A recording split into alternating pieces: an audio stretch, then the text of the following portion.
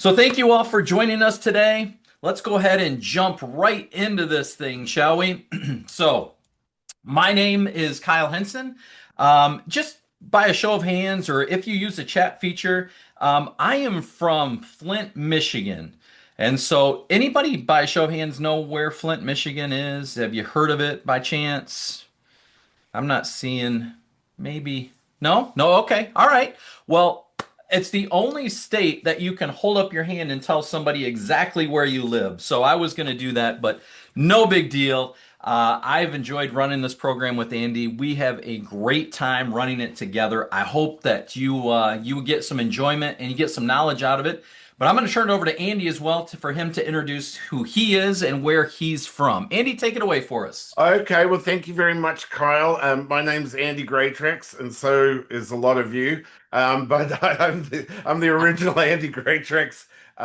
Originally from Australia, used to run healthcare, a couple of hospitals in Australia, and then started working with global thought leaders throughout the world. And most recently, we have been working with Sean Acor and positive psychology. I have subsequently moved from Australia and literally live in a place called Celebration, which is as I look out my window here is Walt Disney World in Florida. So I spent a lot of time doing happiness, and Kyle and I do work at Disney and other places, including our friends at the NHS up in Sunderland, so who have joined us as well. So we appreciate having you all here today, and we're going to be looking at just the future of work and some of the difficulties with that. But essentially, the world of work is human, and Kyle's going to be discussing that as we go on throughout the rest of the morning. Awesome. Kyle. All right, so there's some house rules. We got to establish these up front. If you would be so kind to turn your video on, there's something about seeing faces and smiles and all those things. So we would love to see your face. We're going to have lots of Zoom chats. So if you can, go ahead and utilize that Zoom chat feature. Just drop in your name, just maybe something cool about you throughout the day that many of us won't know, or that, maybe you have some great talent that we'd all like to know that you have. Just go ahead and share that in the Zoom chat. There's going to be occasional videos that we show. We've tested the sound, so hopefully everything is good so you can hear those as well. And then we'd like everybody to participate. I feel like the thing that you are going to learn more so from us is from your colleagues and those you work with on a daily basis. So please feel free to jump on the chat, come off mute if you'd like to, and just speak up to us. And then, use those little reaction features that we have in Zoom. Applause when people share something. It's good for us to see that little applause when we share something. So thanks for coming off of being hidden behind that screen. I really appreciate seeing all those great faces. All right, here we go. So today's workshop is all about social connection. And so we're going to talk a lot about social connection, the way we can engage with folks, the way we can inspire other folks. And even though we are socially distanced, everyone is on this Zoom call from different spots, different locations, there's still something that we can build amongst ourselves, and that is the social connection. There's a great book. It's called The Good Life. It talks about the social connection being the strongest predictor of long-term success and happiness. And that's what we're going to talk about today, is how do we build more of that into the things that we do on a daily basis. So let's start this out. How many folks, by a show of hands, raise your hand if you have a cell phone sitting right next to you? All right, 4 of us, 5 of us, 6 of us, 7 of us, 8 of us. Now they're all grabbing them. That's awesome. Okay, here's what I'm going to ask you to do. I'm going to ask you to scroll through your phone. Okay? Find a picture in there that puts a smile on your face. Now keep it appropriate, but keep a smile on your face that when you see that photo, man, just your face lights up. Everything goes through your body. All those good chemicals go through your body and you go, that's the one right there. Okay? So I'm going to give you 30 seconds. Scrolling through your phone. What is that picture? Don't do anything with it yet, but just keep that photo pulled up for just a second. We'll throw a little song on here while we look through the camera roll.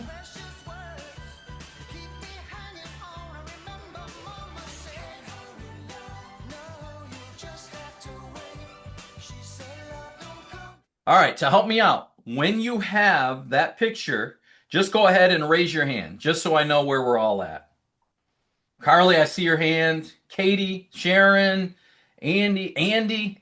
There's a lot of Andys that have their picture up now, so that's good. All right, here's what I want you to do. I am going to ask you not to show that because we all have backgrounds on there, but do me a favor. Put in the chat why, like, what picture is it? Give me a little description. It doesn't have to be a book. Just give me a little description of what that photo is and why it puts a smile on your face. So again, just a little description and why it puts a smile on your face. So we've got my family, Yes. nature, Yeah. twin daughters, Nice.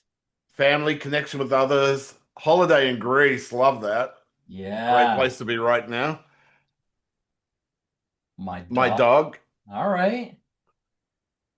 Okay, Carly, how twin daughters? How old are your twin daughters? 21. 21? Yeah, Oh, awesome. That must have been fun raising them through the teenage years. it's more fun now. It's worse when they get older. I have a 22-year-old and a 20-year-old, so I can totally agree with you. Yeah. I'd take back the younger years in a heartbeat. Yes, absolutely. All right, me and my twin daughters, Snapchat filters together. Those are always fun. First time in my son's car and be chauffeured to London. Nice. Okay, so as you're still adding those, all I want you to do is take a look at that, scroll through some of those sayings that or some of those things that people put in there. What do you notice about all of the people that put something in there? I should say most of the people that put things in there. What do you notice? What's the word? What's the common denominator in every one of those? I think Joe said it right there. You answered the question, family. Yeah, another human being, isn't it? My family, those people make us feel good. And that's what we're going to talk about today. How do we build more on that social connection? Because probably you're spending more time with the people at work sometimes than you do with the folks at home. And so, how do we build a better social connection so that we enjoy more and more of that as we move throughout our days? All right. Yeah, younger brother, uh, wedding dress for fit check. I'd love to see that picture. Humans and animals. Absolutely, Sharon. Okay, so that's the basis for where we're going today. First off, we got to do something. Andy, are you ready for this? All yes, right, yes, let's I do am. this. We've got to memorialize today's event. All right, so here's what we're going to do. I'm going to flip a screen. This is what we're going to do, something like this, but I believe we can do this much better. Andy's going to memorialize it so that we can drop it in the chat so you can have remembrance of all the folks that were in our workshop together today. So, whatever hand gesture, motions, whatever face you want to make, feel free to make it. And Andy, I'm going to count us down from Yeah. three. All right. Okay, Here we okay. go. Everybody ready? Got your favorite faces on?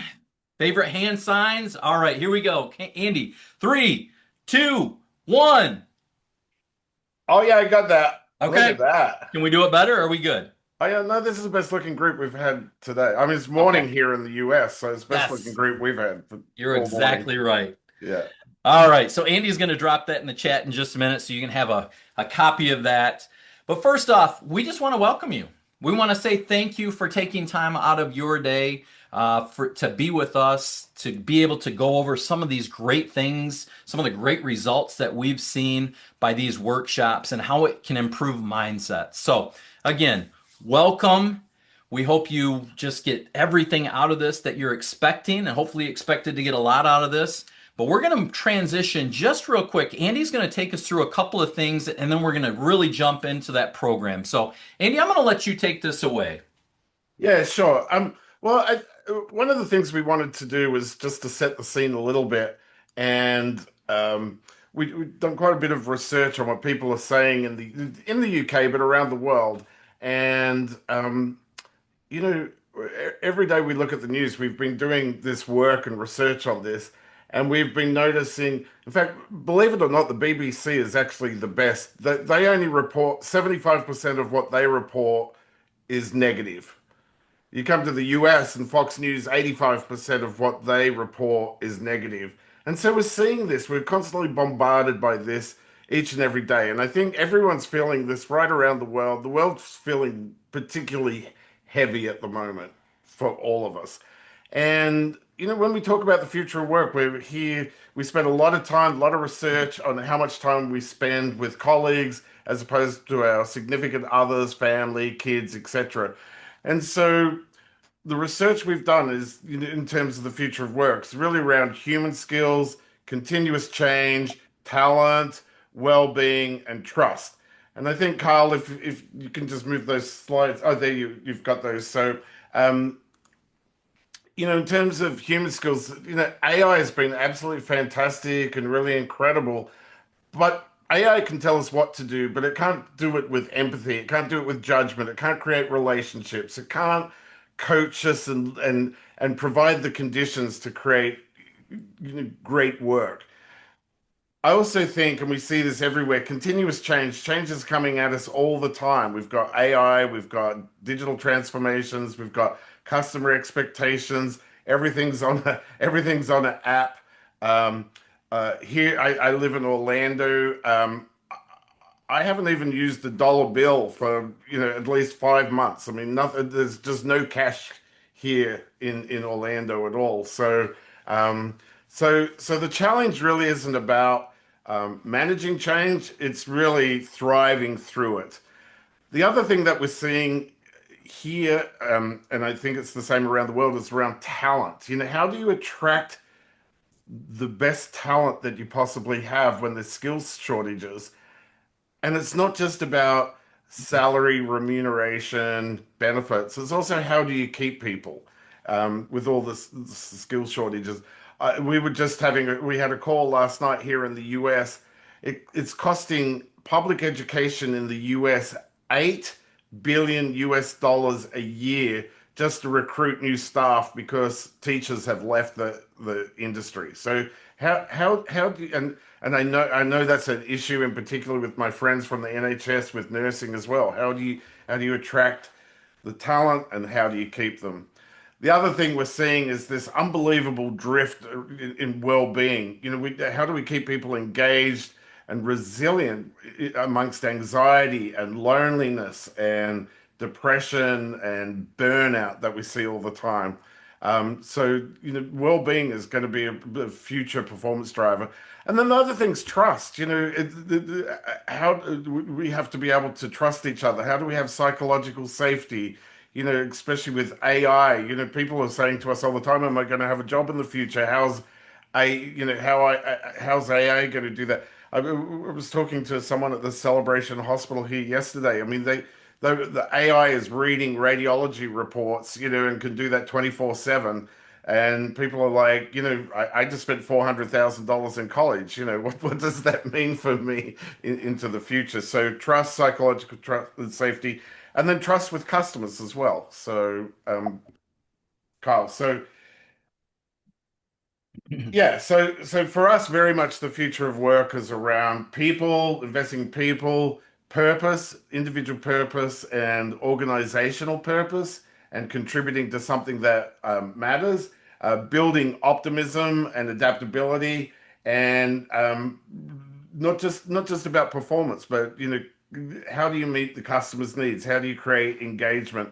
And Kyle, I know this is what you're going to spend the rest of the session on Yeah. now, a bit more fun and a bit more positive and optimistic around that, Yeah. because yes, we have the technological changes and that's just huge now, but also we just need to really focus on the trust, the people skills, and in particular culture in our organization, and that is future of work. Kyle. Perfect. All right. So with that foundation, let's keep going. So today we're talking about accelerating happiness.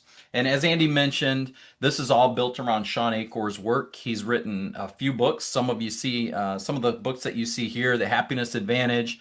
Uh, from The Happiness Advantage, Sean wrote the Orange Frog Parable, a workshop that's built around increasing mindset through different pieces.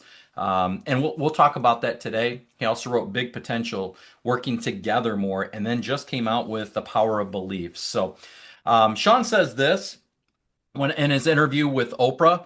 He says happiness is not a result of success, but the precursor to it. And so Sean also goes on to say your happiness is based on how you process your surroundings, not really what your surroundings are. And so that's kind of what we're going to get into today. And we say a lot of this, what you scan for, what you look for is what you're going to find more of. So, I come from a negative family background, which taught me to scan for the negative, all the things that are going around bad. Well, guess what I found more of? More of the bad. But the flip side of that is also true. If we're looking for the great things, we're going to attract and see more great things in our lives. So let's get into this a little bit more. So this again is just part of the Orange Frog Workshop, where we're talking about how do we build engagement to build a happier, more connected world. So Sean's first piece in his program, in that Orange Frog Parable program, is this. It says, my goal, and think about your life here. My goal is not for this program to help make me happier, but more importantly, how does it enable others to become happier? So it kind of has a ripple effect. If we can get you in a positive state, guess what you're more likely to do? Go change other people's states of mind as well. Okay. So far, so good. Give me a thumbs up. We're good so far. Yes, yes. Okay. All right, for the most part. All right, here we go. How many folks have ever seen a sign like this? Anybody seen a sign like that before? Not like the exact sign, but just something similar to that sign. Okay, so just drop into chat. What is it? And I see Joe already put there. She's got a smiling face. What is it about that sign when you see that pop up? What emotions come to mind with that? Just drop it in chat or come off mute. When you see that sign, what emotions come into play? Yeah, and feel free to speak out as well. Yeah, Just absolutely. Come off of mute. Yeah. come off of mute. We'd love to. Yeah, somebody's lost their dog. Cute but sad. Sad. Sadness at Yep. the owner. Sadness. Yeah, so we're all feeling this, and I would gather to say if we're all off of mute, and I showed you that sign, the majority of us would have heard the sound coming off of that, right? Someone is upset or worried. Okay, so let's talk about this. What happens when the reward goes up? Let's say it goes from 250 originally to 500. Are there more feelings that come as a result of that? I see somebody said someone is upset or worried. Is there a higher level at that point? Do different emotions come into mind when the reward goes up? What do you think? Makes me think that I've not had any success finding the dog. Absolutely. They're desperate. Yeah, I like that. They really want that dog back, Carl. Yeah, empathy, worry, desperation. Yes. Okay, so I'm going to ask you a question. Just think about this. What happens to the signs? Because, like I said earlier, I'm in Michigan, so we have snow pretty much 11 months out of the year. So not really, but right now it's really warm. So, what happens to the sign? But more importantly, go ahead and drop in the chat. What happens to the dog? What do you think? You got a lost dog sign posted. The reward changes to 500. What happens to the sign and what happens to the lost dog? Anybody? And again, please come off mute and talk to us as well if you would. Don't know, as sign says there, they're weather beaten. They are weather beaten, absolutely. Sharon, Knight, thank you. Yeah, they're weather beaten. Maybe someone stole the dog. It gains value. Yeah, maybe it's your own dog. You're trying to get $500, so you're taking your own dog at some point, right? So I don't think we ever know what happens to the dog. Would you agree with that? I was thinking someone stole the dog. Somebody could have stole the dog, waiting for the reward. So let me just pose this. We all understand that we may not ever know what happens to the lost dog. But let me ask you this. If we all agree that we've seen signs like this, have you ever seen a sign like this?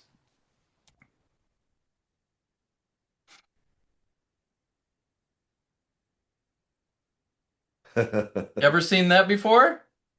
Nope. Joe said nope. Never seen that. No. Okay, so let's ask the question. Why is it that we see a lot of these signs, but we don't see a lot of these signs? Why do you think that is? Carly said yes, usually online. Absolutely. I've had a message about a neighbor's cat that was found. Okay. That's good. Has anybody gone back and seen a sign that's been posted on a street sign or a street post, but actually gone back and said she's home? Yeah, so Kyle Carmel just put, which is because, once the dog's been found, they forget about the sign. That's exactly right. And if I could give you points, I'd give you points because I think that's so true. People are Yeah. happy so they don't feel the need to Yeah. engage. Exactly. You hit it right on the head. See, I think in work, I think we're really good at posting signs like this. I think we're posting signs about all the negative things that happen. And I'm just using a metaphorical term here. We're good at posting the negative, but when things happen that are good, we're not really good at posting those. We're not good at letting people know that our quote unquote dog came home. Why do you think that is? See, I truly believe that good things happen in life. Would you agree with that? I mean, by a show of hands, has anybody had anything good happen to them yet today? I would say, for those of you that maybe say not really, I would say, are you breathing? Because sometimes that's what it takes to get us through difficult days. The things that we scan for are what we're going to find. That's what this basis is we got to get good at sharing the good news because you know what? I know good things happen and I know people want to hear good things. My guess is that you get a good feeling inside of you when you hear someone else's good news. So here's the thing. I know people need to hear good news because of this guy right here and his wife. Anybody know who those folks are? We know who those folks are, don't we? Yeah. Well, John Krasinski began this whole process back in 2020 with the height of COVID. If you look down in the bottom left corner, this was on May 18th, 2020. Not a lot of good stuff going on in that time period. But what he did is he started sharing this YouTube channel called Some Good News. And the Some Good News channel in 8 episodes drew over 72 million views. I think people crave good news. And so we might not be John Krasinski and Emily Blunt, but I'm going to tell you what we are today. We're going to be like that. All I want you to do is take just 2 minutes. I want you to send a text to someone that's not expecting to hear from you and share something good with them. Maybe just some positive vibes. Hey, I'm thinking about you, not in a weird way, but I'm thinking about you, and I just wanted to share some good news with you today. All right? So I'm going to put up the clock 2 minutes. We probably don't need all of this, but I'm going to throw on some music as well, and then we'll move into it. All right.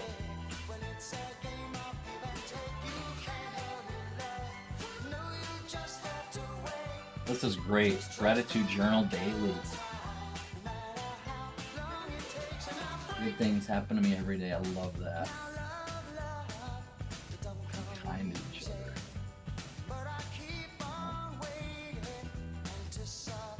Oh, and thanks for the link to the positive.news as well. That's great. Oh, yeah. Love that.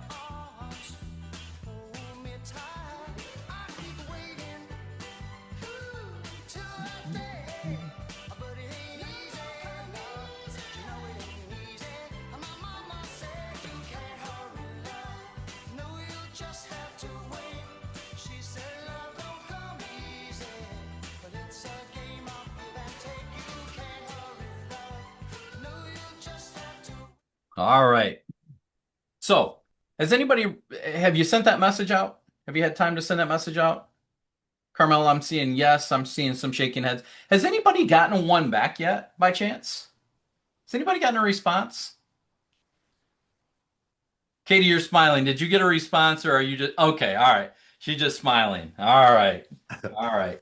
Zoe says we focus on what's going well and our gratitudes before going to sleep. You should do gratitudes before you go to sleep. Transformed our minds, especially my partners. That is amazing. I love that. I also encourage my patients to think of three things we're grateful for before during our interactions. That is so cool. And I think that's what it is. We're just trying to change mindsets here. Again, we're trained for the negative, but how do we retrain our brains through neuroplasticity to retrain our brains to look for the positives? Because we can do that. Yeah. All I right. got to tell you, Carl, the way Katie was laughing after she sent that text, I'm going to keep an eye on that because I want to know the response. Yeah, that one looked good. That one looked It good. So did. I can't wait, Katie. I'm waiting with anticipation to see what was said back to you. So here's what I'm going to do. I'm going to ask you if you would be so kind to drop in the chat what you sent and then what the response was back. Because my assumption is when you send that back, it will not be like Andy or I's when we sent this the first time. Andy, you sent yours to your brother-in-law, was Yeah, he's in Australia and been looking after my parents and he wrote back and it was a morning, so it was evening in Australia. He's like, even for you, it's too early for day drinking. So it was like, you Yeah, sometimes get that, right? You sometimes yeah. get that. Yeah. But why What was is that yours, so? Kyle? It was from your Yeah, I wife, sent mine wasn't to my it? wife my first Yeah. time, and I said, "Babe, I love you. I hope you're having a great day." And her response back to me was, "Do you need bail money?" And so that just tells you that the people that we love the most, we often don't tell them enough. And so, how do we just take 30 seconds? We have 1,440 minutes in a day. How do we take 30 seconds and just at the beginning of our day make someone's day a little bit brighter? All right, let's keep moving with this. Okay, so what do you think? Can small things like that, do you think sharing something positive and just moving the needle towards positive, do you think that could make a real difference in your work? Think about that. If you come in on positive every single day, not that every day is going to be great, but you're finding something great in every day. Do you think that can be better for you and your work? I think so too. Let's take a look at a video here. This is Jordan Voigt. He's the president of Genesis Medical Center in Iowa here in the States. And I'll show you what he had to say about this whole movement towards positivity. Hello, I'm Jordan Voigt, president at Genesis Medical Center in Davenport, Iowa. Recently, Genesis Medical Center was faced with some difficult challenges that resulted in cost reductions and organizational-wide restructuring. But because of those strategies, we were faced with staff turnover and overall decrease in morale. What could we do to make sure our staff were connected to their mission and purpose at Genesis? Enter the Orange Frog Workshop, based on the positivity principles illuminated in The Happiness Advantage by Sean Aker. Bringing the power of positivity and happiness enabled our organization to reconnect with our purpose and mission. Spreading positive psychology throughout Genesis became a catalyst for overcoming challenges, keeping spirits up, and helping to deliver the best care to our patients. Even today, our Orange Movement has continued to improve our patient experience scores. This was most recently demonstrated when the Medical Center won the Most Improved Award from Press Ganey in 2019. Here at Genesis, we are in this together, and we look forward to continuing to spread the orange here and beyond. All right. Well, and Okay. I think Carl on that video, I mean, they first won that in 2019, but they've been able to maintain that for subsequently for the 7 years, and they have incredibly reduced nurse turnover, Hmm. which has been a massive saving for them as well. Yeah. We'll look at some of those data, the pieces of data in just one second Mm. that Andy was alluding to, but actually, thank you, Andy, for reminding me of that. Okay, so let's take a look at some folks here. Now, maybe you find yourself in one of these three areas of the canoe. Gallup states that there are three different types of people in the world. We're going to look at all three of them. Okay, the first group is happy and engaged. Now, what characteristics do you see? Go ahead and come off mute or drop it in chat, whatever you feel comfortable with. Love to hear your voices. But what characteristics come with this first group? What do you think they're doing? What do they look like? Happy and smiling. Happy and smiling. Yeah. I'll give you 5 points for that, Sharon. They don't mean anything, but I'm giving you points. What else? Horizon scanning.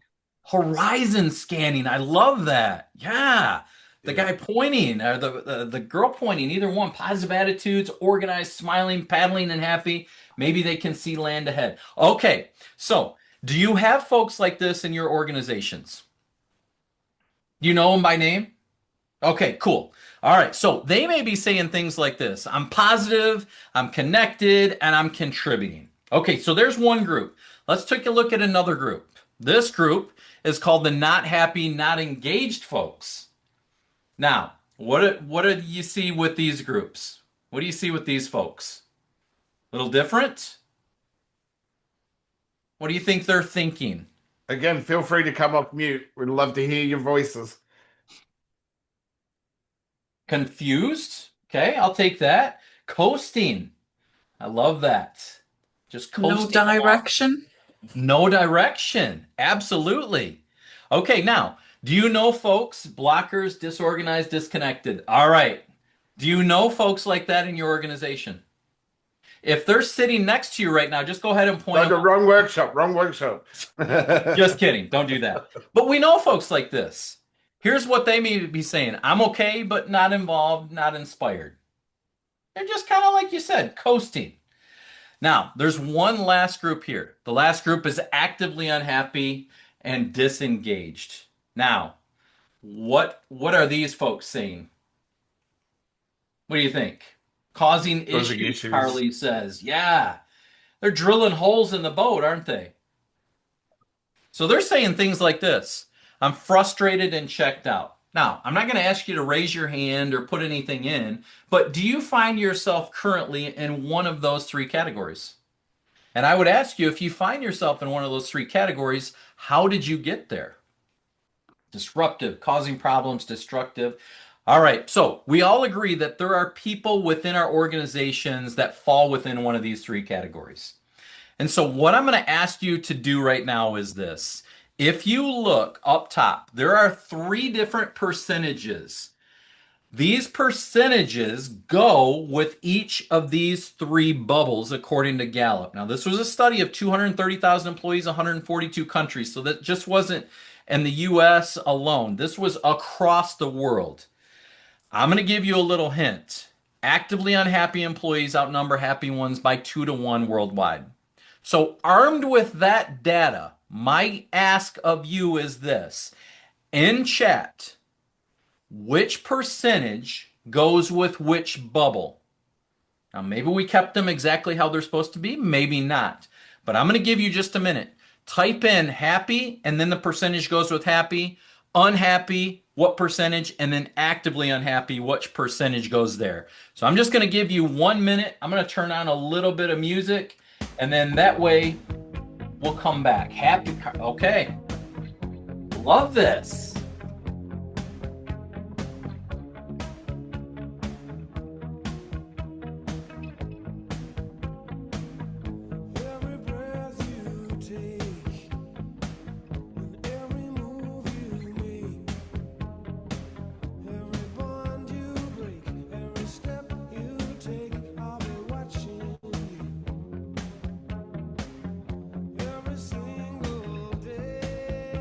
Getting some good guesses here, Kyle. They are. They are. Look at that.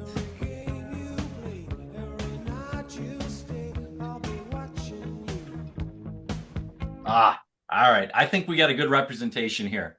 Okay, so let's take a look at these answers. Once again, according to Gallup, 230,000 employees, 142 countries. Here we go. Check your answers. I think some people Googled this. I'm not positive. I think people Googled this. So, all right, here we go. What did we have for happy and engaged? I think I saw a lot of this in there. Here we go. Happy and engaged, folks. 13%. Now, if I stopped right there, just think about this for a minute. That means 87% of those people that were surveyed fall into the not happy, actively unhappy categories. Does that surprise you at all? Probably not. Most people are about as happy as they make up their minds to be. That's a quote as attributed to Abraham Lincoln. But think about that. Most people are about as happy as they make up their minds to be. Okay, let's keep going. Not happy, not engaged. I think I saw this answer as well in there. 63% are in that middle category. And then lastly, hopefully you got the number right here. Lastly, it's 24% are those ones in the back of the boat that are kind of, I think you said it here, destroying the organization. So, can we all agree that there's a major problem? A lot of people are unhappy with the work that they're doing for one reason or another. Feel free as you go through, drop in why you think that is, and we'll check back as we go. All right, so Forbes that reported the article and Gallup that did the survey, they equated happiness with engagement. What do you think? What do you think the relationship is between happiness and engagement? Why did they report those two together? What do you think? Let me say this as you're typing. If I go into a coffee shop here, I've got 5 coffee shops within a quarter of a mile. I can choose any one I want to go to, but I choose the most expensive one. Not because I like paying the high prices, but I choose the most expensive one. Why do you think I go into that coffee shop and spend the most money with that particular coffee shop? Here's why I do that. When I walk in, Andy and I travel all over the place. And so I'm not home for weeks at a time at some point. And so when I walk into that coffee shop, they say things like this. Hey, Kyle, good to see you again. Number one, they called me by name. Good to see you again means I've been there before. Do you want the same order as you had all the other times? A oat milk shaken espresso with an extra shot of espresso? Absolutely, I do. What do you think that has? There's an engagement piece there, is there not? And so on that app, when I pay for my drink, guess what happens to the tip? Goes up, right? That's why those two things, they work together. Happiness and engagement go together. Why do they go together? Well, I think it's said here with Gallup, what they reported on. Most people aren't unhappy. Those people in the back of the boat, they're actually acting out their unhappiness. They're undermining the organization and others. So there's a big problem. If they're not happy, guess what? The engagement's going to be decreased, and they're going to try and bring down the organization. Andy, I'm going to let you talk to this slide. Yeah, well, and just on that, we did quite a bit of research and with Gallup, and just that cost of disengagement in the UK is $257 billion a year, going upwards to $340 billion, with recruitment, etc. And that's like 11% of the UK's GDP. And you imagine that's increasing costs, all those sorts of things. But I also relate it back, Kyle, back to the canoe and the 3 categories there. We had the happy, then the not so happy, and then the disengaged.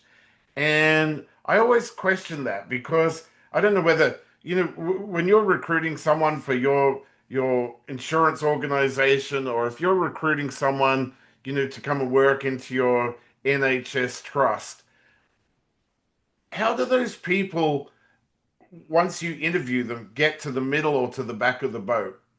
Because I'm pretty sure when, Sharon's looking for a nurse up there in Sunderland and she's like, so Kyle, look, we're really excited that you've applied for this job. Could you tell me one of your core strengths? And I'm pretty sure it's not, I'm going to be as a destructive a person. I'm not going to contribute. I'm just going to do enough not to get fired every day. I don't think that is what happens in the interviews. So what causes that? And Kyle, it's kind of a segue back to you, but what causes people to get to the middle and to the back and to cause this 257 to $340 billion loss because of disengagement? Yeah, that's a great question. I think we're going to answer that as we go through. But keep that in mind as you move through. Maybe you find yourself on one of those three categories currently. You were on fire at one point, maybe now you're not so much. We'll get to that. So it's a big deal. This is a huge deal. And so marketers, researchers have understood this for years. You know, you see all these things about the happiness movement. In fact, marketers, they come up with their own slogans. Maybe you've known some of these, maybe you know your own there, but Chips Ahoy, take a look at that. Here for happy. Their cookie has a smile on it. Who can't have a smile with a Chips Ahoy cookie? Walgreens, corner of happy and healthy. It's already built into their slogan. Coke, open happiness. Maybe Coke, have a Coke and a smile, things like that. And then lastly here, McDonald's. They've got the Happy Meal that we all enjoyed when we were young. So they've understood this for a long time, and they've designed their marketing towards the happiness movement. And so if we look back on Genesis for a minute, that Jordan Voigt video that we showed at the very beginning that Andy alluded to, take a look at some of the things that they've been recognized for and that have happened since running this Orange Frog workshop. I think one of the things right here, increase in social connection, we talked about at the beginning, now have record profitability, increase in happiness, engagement. And then lastly, 36% reduction in nurse turnover. You know what that equates to in dollars?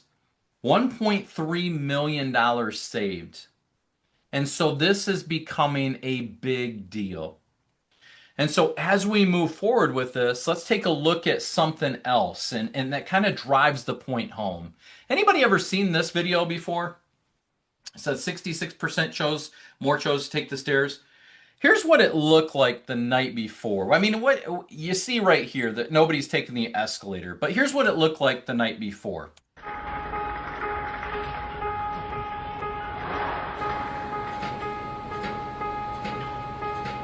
So now what do you see? If you look back, most people are taking the escalator. What's the difference here now? Why would they take the stairs instead of the escalator? The escalator still works, so that's not the answer. Carly says piano stairs. Yeah, if you look at this, like people that shouldn't even be taking the stairs, like my friend here that only has one suspender, he shouldn't be taking the stairs. But why is he, and what does that tell us about this particular workshop? Sharon said there's more space on the stairs. That's absolutely. But those are actual working piano keys. So if you go to funtheory.com, you can start to see some of these things where people are going up and down the stairs. Now, let me ask the question. Is it more work to go up and down the stairs than taking the escalator? Yeah. But what that tells us is that 66% more chose to take the stairs. Why is that? I think because it provides us with a positive emotional response, does it not? It provides us with some fun. And I'm not saying that work always has to be fun, but if we can provide moments where people enjoy doing the work that may be harder, guess what? We're going to get more production out of them because they find enjoyment out of the work that they're doing. All right. A lot of good stuff coming on over here in the chat. Let's keep it moving. So the formula is backwards. Here's what I want you to take a look at in this next video. It's about 2 minutes long, but take a look at what the relationship is between happiness and success. You'll recognize this individual from The Office. I know this originated over where you all are at, but this is one of the characters within The Office. And all I want you to do is see if you were programmed the same way that I was growing up, and probably Andy was, that if you work harder, then you'll be more successful. Take a look at this video here from Rainn Wilson, or Dwight from The Office. There were times on The Office that I really struggled because I really wasn't happy. Because it wasn't enough. Here I was on the greatest job that I could ever imagine, beyond my wildest dreams of that geeky chess-playing, bassoon-playing kid from suburban Seattle that, walked around like a pimply serial killer, that I would be part of one of the great TV shows of all time. I mean, give me a break. And here I was getting paid like millions of dollars and playing one of the most memorable characters. And I'm getting nominated for awards, and I'm working with the most beautiful family of actors and writers imaginable. And yet I was like, how come I can't get more movies? And why did my movie I did bomb? And why won't they make a deal with me? And I want to have this, and I want an office on Warner Brothers. And why can't I get, and I spent a lot of time, unnecessary time and angst and anguish, in that anxious discontent, at a time when I should have just been like, it doesn't get better than this. Just enjoy it, drink it in, and be a part of this incredible artistic, because it was artistic, experience. So, but I think the reason I've been bringing that up in some interviews is I think it's important for people to understand that, here's someone who, 15 years into their acting career, or 20 years into their acting career, because I started playing Dwight when I was 38 years old, has officially made it. Yeah. And they're still unhappy. And that is so human. It's so quintessentially human. And to think that, if I hit this end result, then I am going to be happy. And that's why I brought it back to that unhappiness that I experienced in my 20s. Like, I was an actor. I was from suburban Seattle. Here I was. I had an apartment in New York. I was doing acting, and yet I was really unhappy and miserable. And it didn't make any sense, because society had always told me, like, there's this if-then proposition. Like, if you achieve X, Y, and Z, if you make a certain amount of money, if you get a certain position, if you're in a certain kind of relationship, if you have a house at a certain level, if you're a member of a certain club or whatever, then you will be happy. Once I achieve this, then I will be happy. All right. So, what are your thoughts on that? Have you grown up with that same formula? And I think we're always trying to reach whatever success looks like. And if Dwight says, if we're always trying to reach that level, guess what? If we're waiting to reach the level, then we'll be happy. As he says, it's an if then. What happens if we never reach that level? Does that mean we can't be happy along the way? And I think that's exactly what Sean talks about and what he was talking about in this. See, so many times we've chosen the formula on the left. I grew up that way. If I work hard, then I'm going to become successful and then I'll be happy. Well, that didn't quite work for me, because I was always in the state of what he was saying is reaching for another point. So my happiness depended on the success that I had rather than choosing happiness throughout the way. Only when I learned that, man, I have control. When I get up in the morning, I set 2 feet on the ground. I have a choice in the matter of what I can be, either happy or upset. If I can choose happiness, I understand that my brain works better, which then leads me to success. And again, you have to define what success is to you. Whatever that means, all we're saying is, how do we get you in a positive state? Because we know that everything moves up when we're in a positive state. That's what we're looking for. Barbara Fredrickson said it best at the quote on the bottom. She said, positive emotions. Think about the people that you work with. If they come in, or if you can get them in a positive state, look at what happens. It broadens the amount of possibilities we process. It makes us more thoughtful, more creative, and more open to new ideas. We're open to all these things because we come in on positive. And so when we look at this, we can't tell you how to be happy. That's a choice that you have to make. But how we define it, Sean defined it, and the Greeks define it as the joy we feel striving to reach our potential. We made it a little bit easier. We said happiness, again, is any positive emotion, because our brains can't be both positive and negative at the same time. So it leads to the question, do happier people produce better results? What do you think? I'm pretty sure that we would all agree that that happier people produce better results. If you're still questioning it, look at the results from Harvard Business Review. People that were happier experienced a lot of different things. I just want you to take note of these numbers on the side. These numbers go with the phrases on the left. Okay? 31, 56, 3, all those numbers go with the phrases on the left. Let's just take a look. Just take a guess as we go through here on what you think the answer to those questions would be. So achieved what percentage greater sales? Take a look at this. For those that are in sales, 56% greater sales just by being in a positive state of mind. How many times more creative? 3 times more creative. We just talked about that with Barbara Fredrickson. More productive? 31% more productive. 40% more likely to receive a promotion. 23% fewer fatigue symptoms, 6 times more engaged, and look at this last one here, 39% more likely to live to age 94. Everything measured according to Harvard Business Review, went up just by changing the mindset. So the best news ever is we say, oh, that person made me so mad. 10% of our long-term happiness is predicted by our external world. The good news is that 90% of it is made up of what we have internally. That's the greatest news ever, is you have a choice.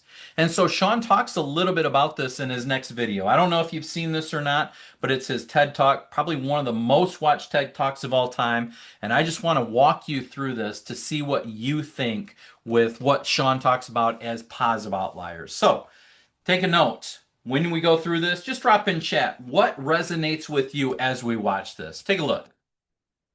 When I first started talking about this research outside of academia, out with companies and schools, the very first thing they said to never do is to start your talk with a graph. The very first thing I wanted to do is start my talk with a graph. This graph looks boring, but this graph is the reason that I get excited and wake up every morning. And this graph doesn't even mean anything. It's fake data. What we found is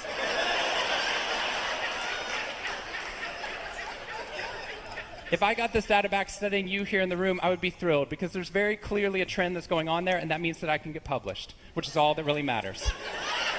The fact that there's one weird red dot that's up above the curve, there's one weird in the room, you know who you are, I saw you earlier. That's no problem. That's no problem, as most of you know, because I can just delete that dot. I can delete that dot because that's clearly a measurement error, and we know that's a measurement error because it's messing up my data. So one of the very first things that we teach people in economics and statistics and business and psychology courses is how, in a statistically valid way, do we eliminate the weirdos? How do we eliminate the outliers?